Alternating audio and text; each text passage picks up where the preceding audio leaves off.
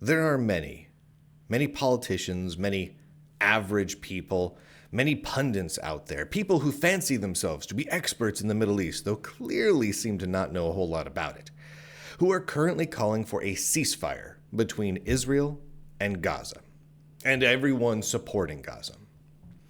So I thought it would be interesting to take a moment and think through the practical implications of a hypothetical scenario.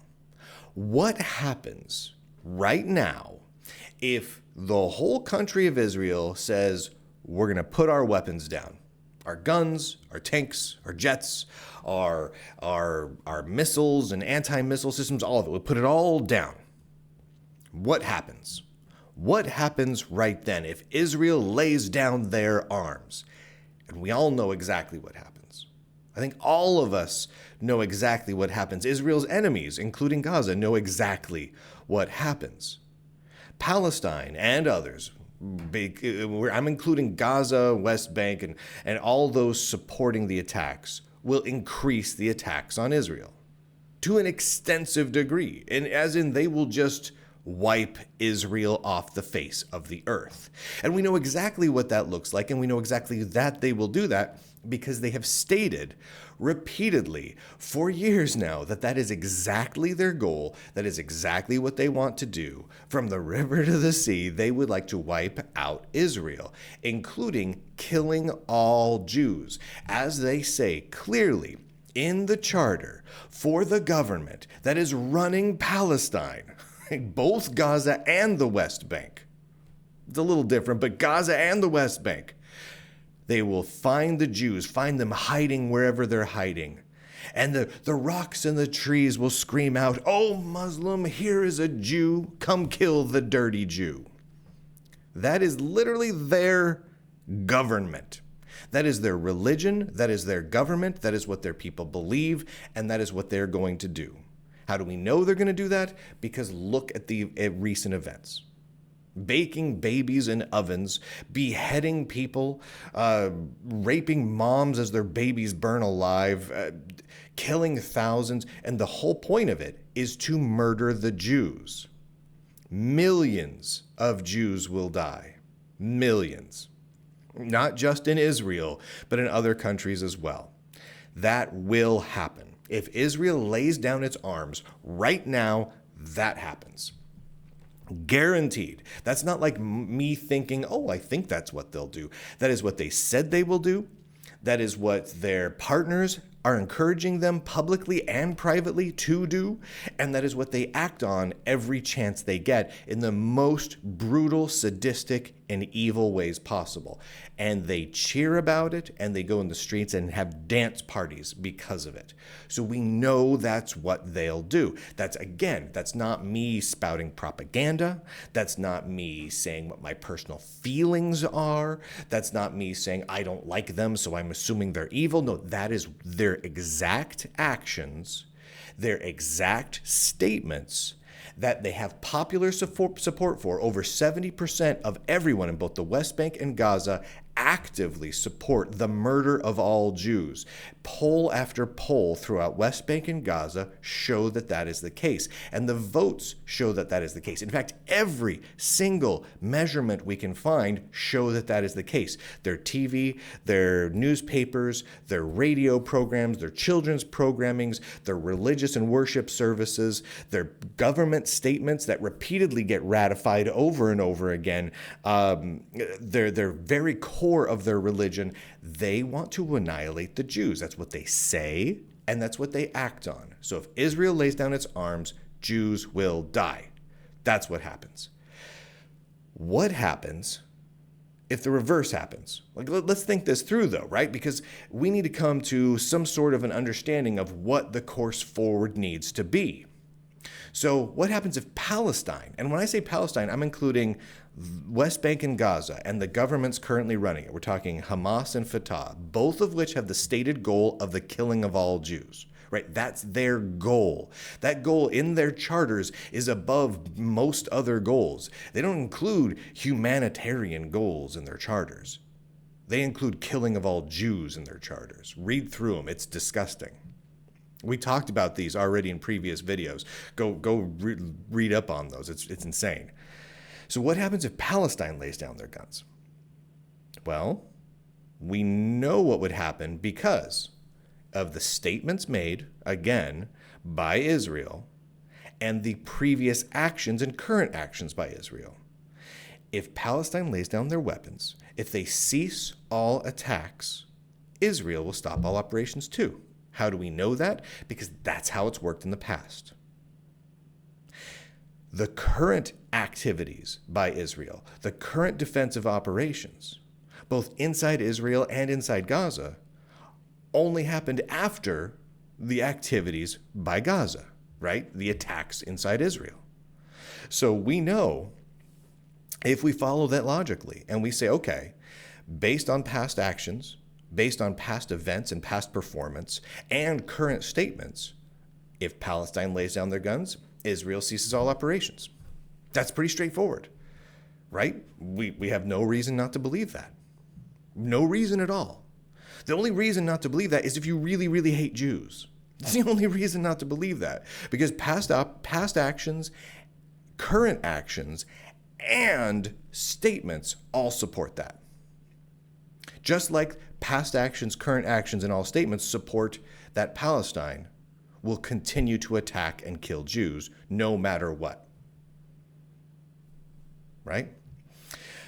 So that's the truth. So that's the reality. So that means that the only path here to peace is if Palestinians stop killing. That's the only path to peace. So, but what all does this mean? This really means two things. Number one, that those who are out there right now calling for a ceasefire are, in practical terms, calling for the murder of Jews. Maybe they know it, maybe they don't know it. I can't profess to know what's in people's hearts. I can only say what is practical, what is true, and what people say and do. I can point to those things. And I can say for certain that if people are calling for a ceasefire, that means that they are calling for the murder of Jews. End of story. That's just what that means. If people can disagree with me all they want on that, people can create all sorts of whataboutisms and talk about how they dislike certain aspects of the Israeli government and, oh yeah, but Benjamin Netanyahu's not very nice, and they can say all sorts of things. But with the situation as it is right now, the statements and actions by both sides, any call for a ceasefire is a call for the murder of Jews. That's the practical end point there, which means the only way, again, to achieve peace is for the Palestinians to stop killing or trying to kill Jews. That's the only way to peace. Now, there's two ways to get there. One way is by choice. Palestinians can say, let's stop trying to kill Jews. That seems pretty unlikely considering over 70% of Palestinian adults, West Bank and Gaza, men and women, actively support finding and murdering Jews. And the stated purpose of both major political parties is to find and kill all the Jews. Both Fatah and Hamas, that's their goal. That's their stated purpose in life. When there are elections in Gaza or in the West Bank, and the people are uncertain if they want Hamas or Fatah, and you hear reports of, maybe Hamas is losing support, yay! The terrorist organization Hamas is losing support, yay! We're not talking about people going over to the Democrats or the Republicans or the Green Party here. They're talking about moving from Hamas to Fatah. That's the difference that they're having is how to kill the Jews, not whether or not Jews need to die.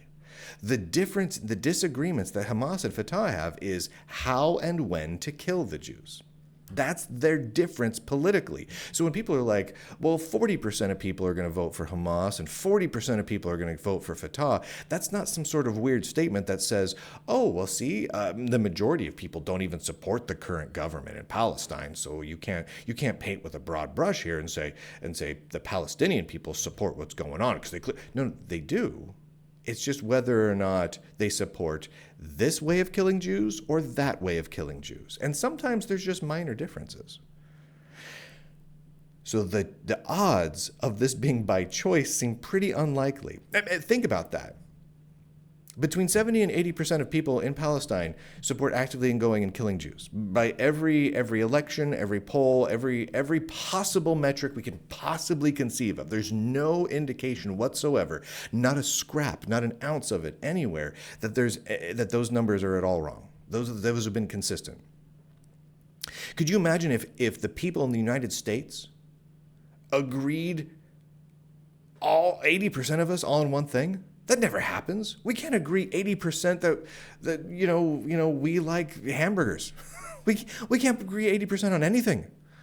Like if a president in a presidential general election in the United States wins by 55% of the vote, literally winning by just a little bit more, 5% more than half, it is considered a landslide victory. That person is considered to have a mandate of popular support.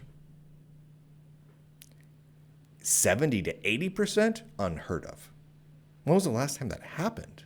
Holy heavens! But that is how it is in Palestine, in both Gaza and the West Bank.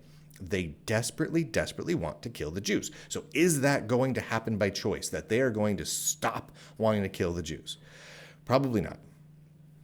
I would love for it to happen. I think that's the ultimate goal, right? That we can all, get together and live in peace and let our children play together and be happy and be friends and dance in circles and and have a great time. Put little flower crowns on our heads and just go wee. I would love that. That would be awesome. But there's only one side that's willing to do that. I mean, and you can look at that. How many Jews do you see living and having a great life in Gaza right now? How many Arabs do you see in Israel having a great life and living totally free on equal footing with the Jews? A lot, right? Israel's fine with Arabs. Israel's fine with followers of Islam and Muslims. It's fine. It's 100% fine. The issue is entirely one-sided, which means that the other option is to stop the Palestinians from killing the Jews by force, right? Forcibly stop them, whatever that means. Force them out of the area and make it so they can't get to you. Kill them all. I'm just saying these are options. I hate the idea of anyone dying. I hate the idea of anyone having to die. In my mind, war is a failure. Violence in any form is a failure. It doesn't mean it's not necessary sometimes. It doesn't mean that people shouldn't defend themselves forcibly if they have to, but that's a failure, right? So we have failed at this point in convincing the people of Palestine to stop wanting to kill Jews. That's a failure. That's a failure. That's not a failure of Israel. It's not a failure of the Jews. That's a failure of those people in Palestine. It's a failure. So we have to stop them. It's either the Jews die or we have to stop the people in Gaza. And elsewhere, Hezbollah and whatnot are all getting into the mix. So they have to be stopped. Now, let's think about this for a second. If that's what it means, if that's really, really what it means, I want to really dial in on something that's very important here. I mentioned this, but I really want to dial in on this. Those calling for a ceasefire are calling for the murder of Jews. That means that American politicians who are out there calling for a ceasefire, they're calling for the death of Jews. Anyone who has paid any attention to what has been happening there in any real way, like they know the facts on the ground, know that this is the case. The Arab world knows that this is the case. They are hoping for a ceasefire. And by say the Arab world, I mean all the Arab countries that are rooting on Gaza right now. It's evil. And American, British, etc. politicians that are calling for a ceasefire are calling for the murder of Jews. Now, the question I have is do they understand that or not? I would like to give people the benefit of the doubt and say that they simply don't understand that. So feel free to share this with them. Not that it'll necessarily do any good, but that is really what is happening. And there's Jews all across the world right now that are seeing this, and they know that this is the case and are terrified. We are terrified right now. And this that people continue to call for a ceasefire is horrifying, especially when you look around and see all of the violent attacks and threats against Jews that are just springing out of nowhere. And it's all over the map politically, but it's like 99% leftist. It just is. It's either leftist or Islamic terrorists. And when I say Islamic terrorists, that includes over 70 plus percent of every man and woman in Palestine. They're Islamic terrorists because they want to kill the Jews, right? That they're terrorists. They're bad people. So what do we do? I mean, what's the way forward? What's the path to peace here? Well, we have to stop them somehow from doing what they're doing. That's the only path to peace. And sometimes it's going to be awful, and it's going to be messy, and it's going to be terrible, because those people where they have declared that their life's mission is the murder of all Jews, and we're seeing them all over right now, they don't really value the lives of their own children all that well either. The old saying of, there will be peace when X loves their own children more than they hate us, that sort of thing. Well, that really does apply here. It really does. They're willing to murder their own children, to put their own children in harm's way, to use them as shields. Anyone who puts a military operation inside of a hospital or a school is a monster. And that's what the Palestinians do. That's their policy. They think it through. They want to do that. And they're going to do it to kill the Jews. And everyone sees it, and everyone sees that this is happening. And as time goes on, it becomes increasingly difficult to assume the best of people calling for a ceasefire. Like when I see, politicians up there hopping on Twitter and hopping on TV calling for a ceasefire, almost all of them are Democrat in the United States, but a few on the right as well. But it's really hard to assume the best, because they've seen the video, they've seen the statements, they've seen the leadership of Gaza, who have declared, just in the last couple of days, have hopped on TV to declare that they won't stop until the Jews are all dead. They've stated that over and over again. This is their leadership, right? They're not gonna stop. And they when asked, will you stop fighting and killing Jews if there's a ceasefire? They've said no. They're gonna go kill the Jews. That's what they said. So when people call for the ceasefire, they're calling for the murder of Jews. And increasingly, they know that. And that's a really difficult thing to come to terms with, because that means something truly horrific. That's people calling for essentially another Holocaust. It's pretty horrible. It's pretty horrible. It's just downright horrific. Now, I'm going to post this over on YouTube and various other places. So if you get this on like my YouTube channel and you're like, gosh, I do not like political content from Lunduk. Why is he posting that here? Stick to your tech, Lunduk. Well, here's how I do things. I have 3 sites over on Locals: lunduk.locals.com, nerdyentertainment.locals.com, and conservativenerds.locals.com. Only one of them contains political discussions. I keep politics far away from my nerdiness.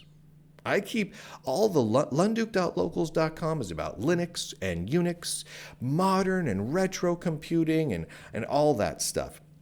No politics there. I don't like people talking about politics. As a general rule, as a community, we don't talk about politics. My articles, my videos, my podcasts, we stay clear of politics. The only place where politics are allowed to exist is at conservativenerds.locals.com. And that helps me to keep things separate, because honestly, technology brings me tremendous joy. And I know it's the same for so many of you. We are nerds. We are real nerds, and technology can be an escape from so many of the other things out there in the world for us. So I try to keep them all separate. But if you're watching this on YouTube, I don't care. YouTube is YouTube. I just dump random things on YouTube. If you want all of my content that's tech, sign up at lunduke.locals.com. At least grab a free account. The free accounts are fantastic. I have some sales going on right now. If you go to lunduke.com, you can get the paid subscriptions, which gives you all the exclusive content, lets you post content there and comment and everything as well. You don't have to. You can just get the free account and get the free stuff. But if you want the political stuff, go to conservativenerds.locals.com. No commercials. No commercials at all. No trolls. No algorithms. Just the content and just the community, and that's it.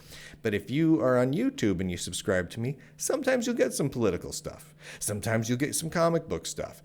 It'll get mixed in with all the tech stuff, and you're just going to have to deal with that because YouTube kind of sucks, and that's just the end. That's just how it is. You know it, and I know it. Whether you want to keep using YouTube or not, you know it sucks. So go on over, grab a subscription to all those places if you don't already. A bunch of you are watching this over on conservativenerds.locals.com, and you're like, yeah, duh, that's the way to be. But so many of you are still over on YouTube and other places. Just go on over to Locals. It really is. It helps to separate things, helps to focus the conversations. You get to pick what mood you're in for what type of content and which type of articles and videos and everything else, and just by going to the different sections. You can use the same account for all three of them. Just sign up for all three, get free accounts. It's the way to go. All right, ladies and gentlemen, with that, I do declare end broadcast.